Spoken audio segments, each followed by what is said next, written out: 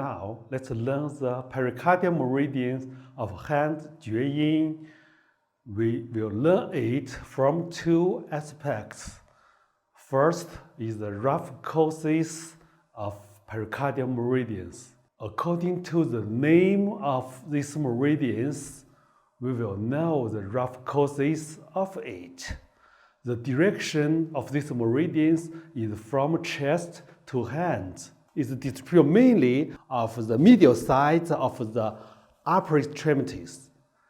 Inside, it's at least connected two organs, pericardium and its interior and exterior related organ, sanjiao. The second for these meridians, we will learn the acupoints on it. This meridian starts at pericardium 1, 贴齿, and ends at pericardium 9, 中春. It also distributes both sides of the body. Each side have 9 acupoints. We will mainly learn pericardium 6, 内关. For pericardium 6, first we will learn the property of it. These points have two properties. First, the lower connecting points. The second, converter points with yin wei meridians. The second for the points is the location of it. When we located these points, we make the palm turn upward. The point is 2 cun above the transverse crease of the wrist. Here, there is two main important things. The transverse crease is distal part of styloid process of the radial bone and the distal parts of the small head of the ulnar bone. We make a circle around it. That's the transverse crease. And also for this 2 cun, it's another important thing. This 2 cun, we cannot use the 4 fingers. We know 4-finger measurement is 3 cun. The thumb measurement is 1 cun. We cannot do like this. Use 3 cun and minor 1 cun. We got 2 cun. That's not correct. We should use the proximal measurement. We know from the wrist crease we mentioned and the cubital crease, the elbow crease. The distance between them is half of it. We will got 12 cun. Then the upper 1/3 will got 2 cun. That's 2 cun we mentioned.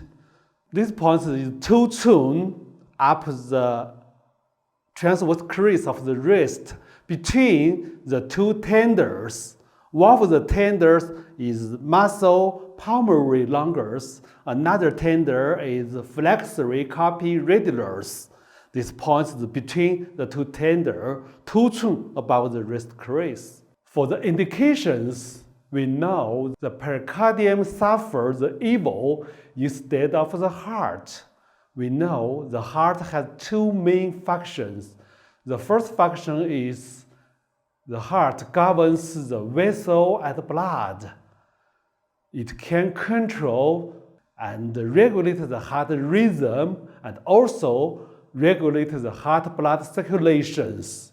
So if the patient suffers a problem, we can treat the stuffed chest, cardiac pain, palpitations. When we treat that, we always combine with the points urinary bladder 15, stomach 36, and ren 17. The heart also governs the spirit. When the patient has spirit problems like the epilepsy, insomnia, dream disturbed sleep, and so on. We always combine with the heart 7 and the spleen 6. The third indications, these points can treat the stomach, vomiting, and hiccup, just because these points is convergent points with yin wei meridians. While yin wei meridians master the inside of the body, and also it connects with the stomach, so it can treat any kind of stomach problems.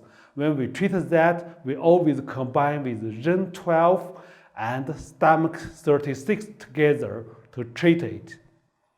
The fourth indication is can be used for pain in the hypochondrium and migraine and so on. Just because this point is the lower connected point with the sandial meridians. So while sandial meridians distribute to the lateral side of the head, when we treat that, we always combine with the sandial 3.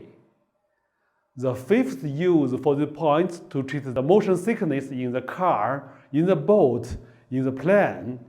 If we have not needles, we can pinch pericardium 6 at the same time to have a deep breath. Use for the points is for the hemiplegia, spasm, pain of the upper extremities, and so on.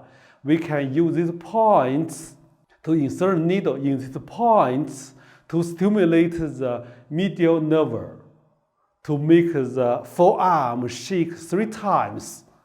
When we do that, we always combine with Du-25, Renzhun, and Spleen 6, San Gel. For the methods for the points, we always use feed foam needles. Insert the feed foam needles perpendicularly about 0.5 tun to 1 tun, and also moxibustion also can be used. That's all for this lesson.